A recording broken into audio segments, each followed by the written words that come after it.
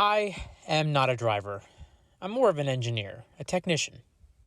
I like to fantasize about being a Commander Riker, but if I take a reality pill here, I'm definitely more of a Lieutenant Broccoli. Not even Geordie LaForge. I get more fizz from things like troubleshooting a well-designed wiring harness at 1 in the morning or reassembling a high-quality interior than I get from doing highway pulls and sliding around on-ramps with my friends. That's why I love my old Toyotas so much. No soul, but I can't help but be enamored with the build quality and how thoughtfully they engineer their cars. It's also why I bought what I'm told is one of the best driving cars ever. Because, despite not being a Toyota, it also happens to be exquisitely engineered. Such a joy to service, so relaxing to tinker with. Much awesome. 5 stars. I'm that geek that prefers mechanical integrity over heart and soul. I prefer reliability to personality. So why, on God's green earth, would I buy this glorious 1988 Pontiac Trans Am with the wrong V8 motor, the wrong transmission, and a super cheesy kit front-end conversion kit? Hell yeah, brother. Why would I buy a second, worse, 2-door, rear-wheel drive, open-top car with pop-up headlights and sporting pretensions? I didn't. I inherited it from someone who was way more badass than I will ever be. My transient, black sheep Uncle Bill never had kids of his own, which was fortuitous because he never stopped being one himself. Got married once, learned his lesson, drove my parents insane. They had to make sure he paid his taxes, went to his chemo appointments, planned for the future, basic adulting. Imagine having to raise your dying 62-year-old brother like he was your 15-year-old son. That generates a little resentment on both sides. But he was my favorite uncle. The only one in my entire family who got me.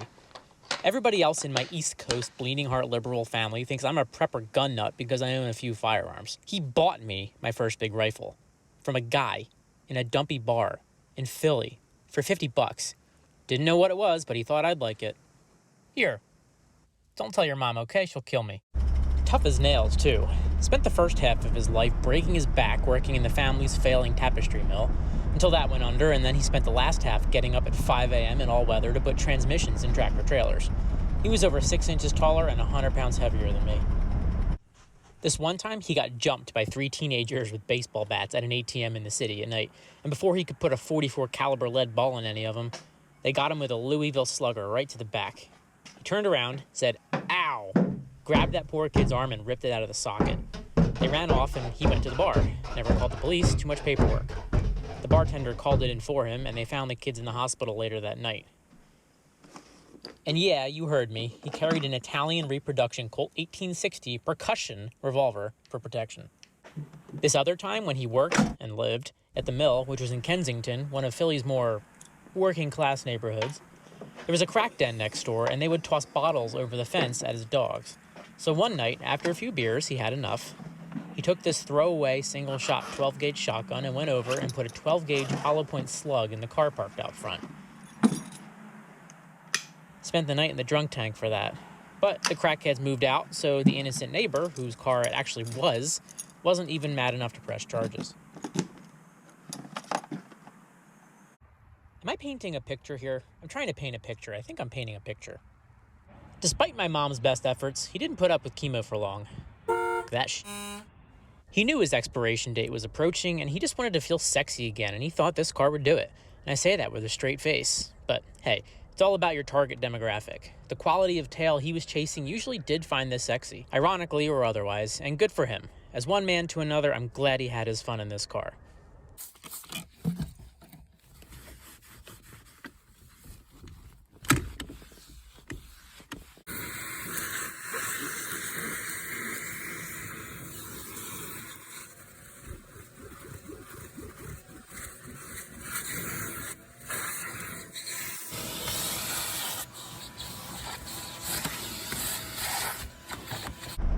I was the one who had to convince my mom that her brother should be able to waste his money on something fun.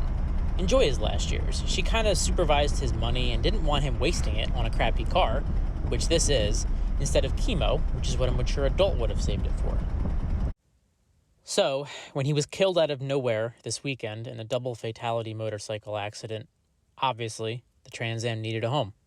Somewhere with a warm, dry garage with an owner who would give a crap. So here it is. Of course, if you were planning to die of cancer and your car had a bunch of little issues, would you take some time to fix it?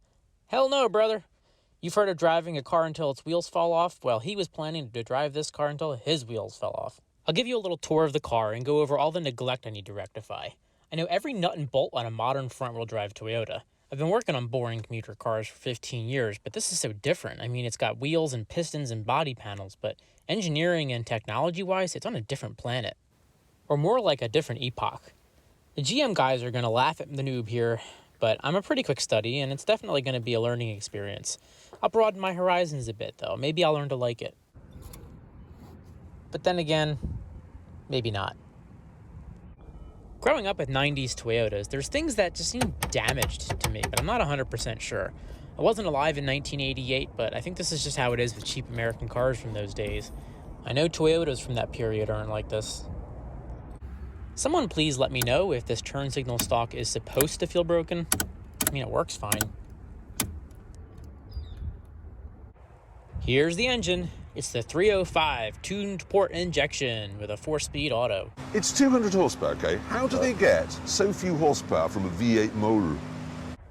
It's a weird mashup of good old reliable mechanical adjustability and precise computer controls that ends up with a reputation for being neither reliable nor precise. I know these were never fast, but holy crow, this thing feels slow. However, it fires right up and it makes glorious V8 noises. I think driving this car is making my foreskin grow back anyway. Unfortunately, it also makes some not glorious noises. It only does it under load, so I'm thinking exhaust leak. I'll get it up on the lift and I'll smoke test it, and if it's tight, which I doubt, then I'll have to give myself a quick crash course in small block Chevy valve trains. I know it sounds ridiculous, but I'm used to dual overhead cams with self-adjusting hydraulic lifters, and I've only ever played with push rods on lawnmower engines. I'm like Christopher Columbus, bravely discovering new lands that millions of people have already known about for generations.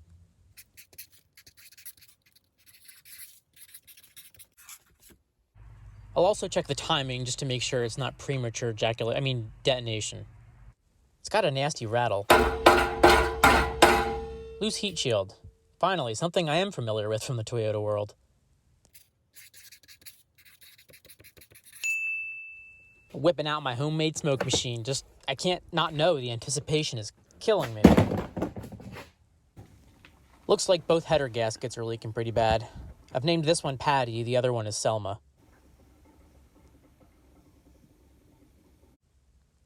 Always check your header bolt torque, friends. They like to work themselves loose, and then this happens. With a name like Headman, I guess you really only had one of 3 different career fields to go into. Looks like number 8's cooked. I'll probably have to do all of them. Send thoughts and prayers. This popped up on my way home from picking it up. Never happened before. I think it misses my uncle or something. I don't know. It's code 34. I haven't looked into it. I'm sure it's not that big a deal. We'll figure it out.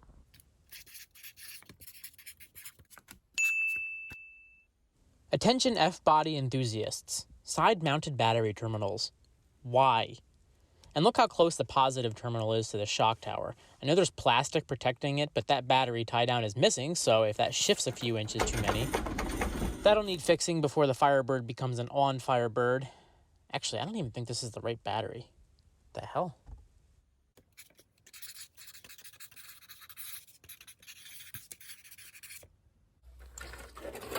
And the red scanner light controller is wired with a computer ribbon cable and 0 waterproofing. It works for now. I know it's corny and I should rip it out, but it makes absolutely everybody either smile or roll their eyes or laugh, and I just have to keep it. But I'm going to do a better job installing it. Probably inside the dashboard, out of the elements, safe from water intrusion.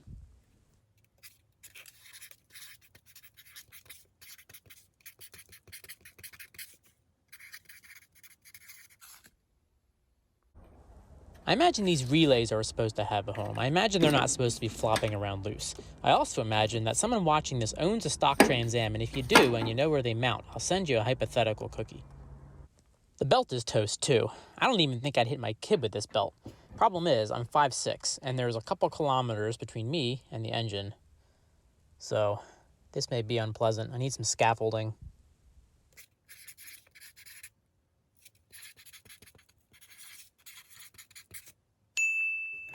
Speaking of belts, On all my other cars, when you yank on these really hard and fast, they lock up. But on this, nothing. I know I'm a Trans Am owner, so I don't technically need to have all my teeth. My Uncle Bill only had 2, and he did fine with the ladies. So if anyone knows if this is normal or not, help a brother out. I have no clue how old the fluids are. No stickers, no records, nothing. It sat for 10 years before my uncle bought it, and I know he damn sure didn't do anything to it. That actually looks okay, but it's got 135,000 miles on it, so just to be safe.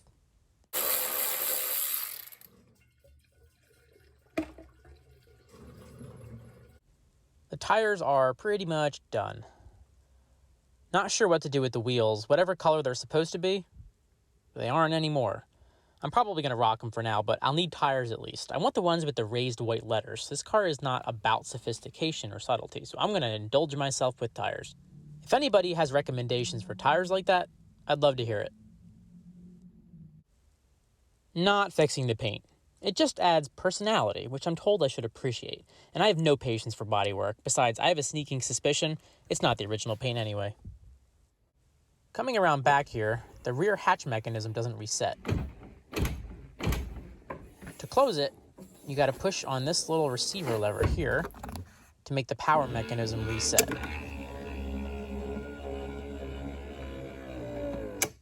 Then you can close it gently. Maybe it's got something to do with this plunger switch here. That'd be easy. If anyone knows and can save me the hassle of digging into it, please help me out. You know how a Lexus sounds when you close the power hatch? Yeah, this isn't a Lexus. Gotta get rid of these junky Fast and the Furious seats. And the wheel is way too small and out of place on this thing. I gotta get an original Screaming Chicken 3-spoke wheel on it, no debate.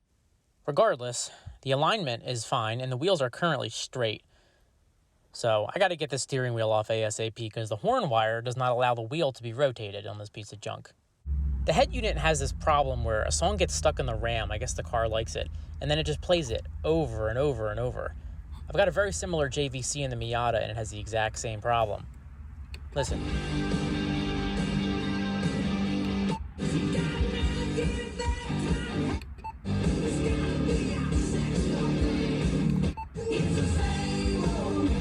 Not a bad song, but it gets a little old after a couple hundred times. Still, it could be a lot worse. This thing is undrivable.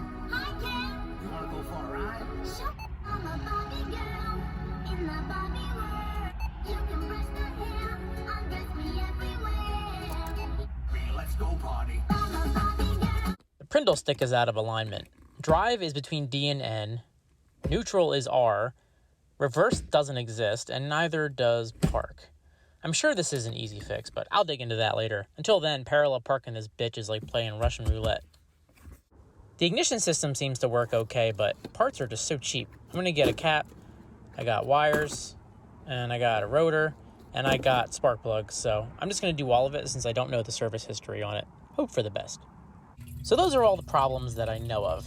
This is not my kind of car, but I fell in love with my uncle's snapping turtle, who I'm now taking care of as well. Come on, who's hungry? Get the chicken. Get the chicken. Come on, who's a big boy? Ah, you got it. All right, let go. Let go. Drop it. God, it's like trying to feed an aggressive puppy. I'm going to keep an open mind about the Trans Am 2. Both the car and the turtle are slow and goofy. Neither has much processing power. Both are going to likely bite me at some point. And there's no logical reason for me to keep either one, really, but they both, I don't know, they make me smile. There's no better way to learn to love or hate a car than to roll up your sleeves and skin some knuckles. That's how you bond with them. That's how they start to feel like they're your car, not just the previous owners. My goal is to get this thing road trip ready by the summer. The last thing on my uncle's bucket list was a trip down to Cape May in his Trans Am with the T-tops off and a floozy in the passenger seat. He was ready to let the cancer take him after that, but he never even made it that far. If I can get this hoopty sorted and my wife doesn't mind being my floozy, damn it, I'm gonna get this Trans Am down there for him. Wish me luck.